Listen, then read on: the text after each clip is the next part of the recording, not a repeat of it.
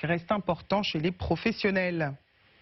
C'est une pollution méconnue et pourtant bien réelle, celle du matériel de pêche. Il représente une partie importante des déchets qui flottent sur l'océan et en particulier les filets de pêche. Pour y remédier, une expérimentation est en cours pour localiser et récupérer ces filets. Bruno Marquet et Diane Douzier.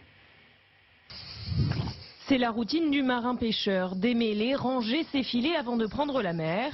Sur son embarcation, Robert en transporte une quinzaine qui, une fois déployés, peuvent atteindre 1,5 km de long. Problème, ils se perdent bien trop souvent au fond de l'océan. Ça arrive régulièrement parce que bien souvent avec les courants, des bateaux qui passent et qui vous coupent les signaux. Pour y remédier, ce pêcheur profite d'une nouvelle technologie en cours d'expérimentation. On est en train de tester ces balises qui, sur le programme, nous permettront à localiser des filets perdus. Accrochée au filet, la balise reliée à un satellite permet de localiser les objets égarés. Si la technologie existe déjà, elle est pour l'heure trop onéreuse et donc inaccessible pour bon nombre de pêcheurs.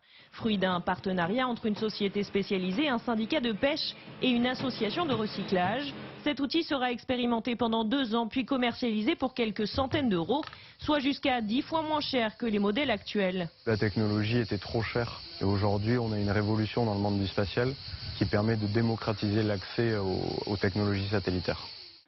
Enjeu économique pour les pêcheurs, la perte de ce matériel est avant tout un problème écologique. En effet, chaque année, cela concerne 640 000 tonnes de filets, lignes et autres objets marins, des déchets qui forment 10% de la pollution des océans et même 1/3 des eaux européennes. Une fois les filets localisés, c'est au tour de cette association et de son robot de prendre le relais. Le ROV a détecté le filet où il est accroché, il s'approche par rapport au filet. Il va venir au plus près du filet pour mettre son grappin dedans et il va le faire larguer la balise en surface.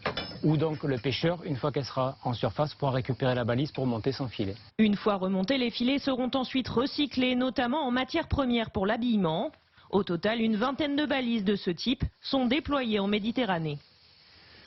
Nous venons d'apprendre que 4 des 6